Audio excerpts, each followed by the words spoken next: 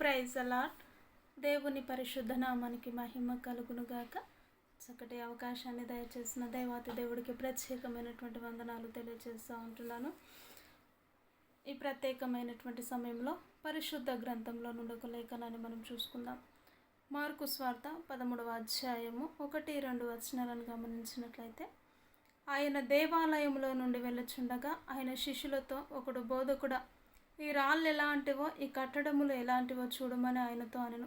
అందుకు యేసు, ఈ గొప్ప కట్టడములను చూచుచున్నావే, రాతి మీద రాయి ఒకటైనను ఇక్కడ నిలిచి ఉండకుండా పడద్రోయబడునని అతనితో చెప్పెను.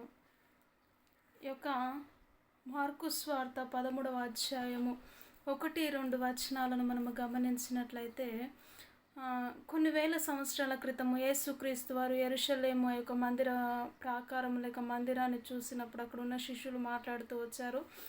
ఏమని, ఇగో ప్రభువా, ఈ రాళ్ళు ఎలా ఉన్నాయో చూసావా, ఈ మందిరము ఈ కట్టడ ఎంత అద్భుతముగా ఉంటుందో చూసావా అని వారు యేసుక్రీస్తు వారికి అక్కడ ఉంటున్న కట్టడలను చూస్తూ మాట్లాడుతూ ఉన్నట్టుగా మనము చూస్తూ ఉంటున్నాం ఈ యొక్క వచనము ద్వారా.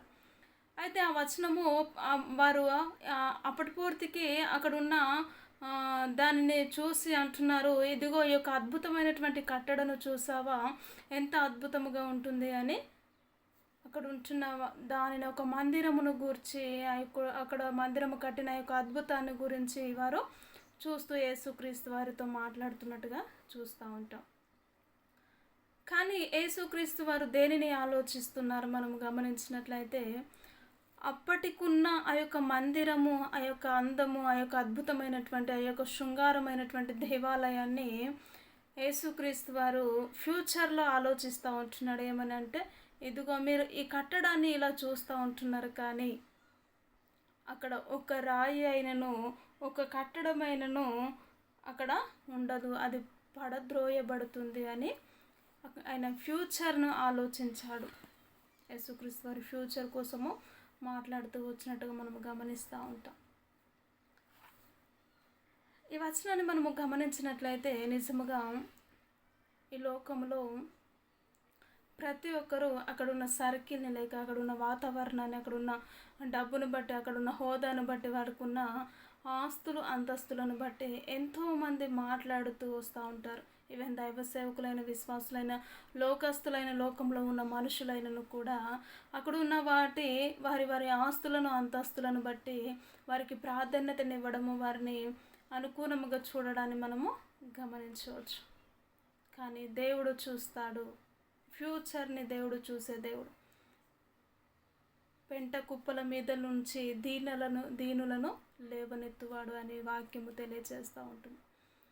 పెంట కుప్పల స్థితిలో నుంచి దీనిగా, దరిద్రంగా ఎవరైతే జీవిస్తారో వారిని దేవుడు లేవనెత్తుతాను, నేను వారిని లేవనెత్తుతానని దేవుని వాక్యము తెలియజేస్తూ ఉంటుందండి. కాబట్టి ఇక్కడ శిష్యులు ఎలా ఆలోచించారో, అక్కడ ఉంటున్న సర్కిల్ని బట్టి, అక్కడ ఉన్న పరిస్థితులను బట్టే మాట్లాడారు. కానీ దేవాది దేవుడు ఆ యొక్క మందిరము రాబోయే రోజుల్లో ఏ విధముగా మార్చబడుతుంది, ఏ విధముగా ఈ యొక్క మందిరము రాతి మీద రాయి ఉండకుండా పడద్రోయబడుతుంది, ఏ విధముగా మార్చబడుతుంది అనేది ఆయన మాట్లాడుతూ వచ్చాడు. ఫ్యూచర్ని కోసం మాట్లాడుతూ వచ్చాడు. మన జీవితంలో కూడా అనేకమైనటువంటి వారు మన స్థితిని, మన గతిని, మన పరిస్థితిని చూసి హేళనగా చేస్తూ, హేళనగా మాట్లాడుతూ ఇష్టానుసరముగా జీవిస్తున్న వారు ఎంతోమంది ఉంటున్నారేమో.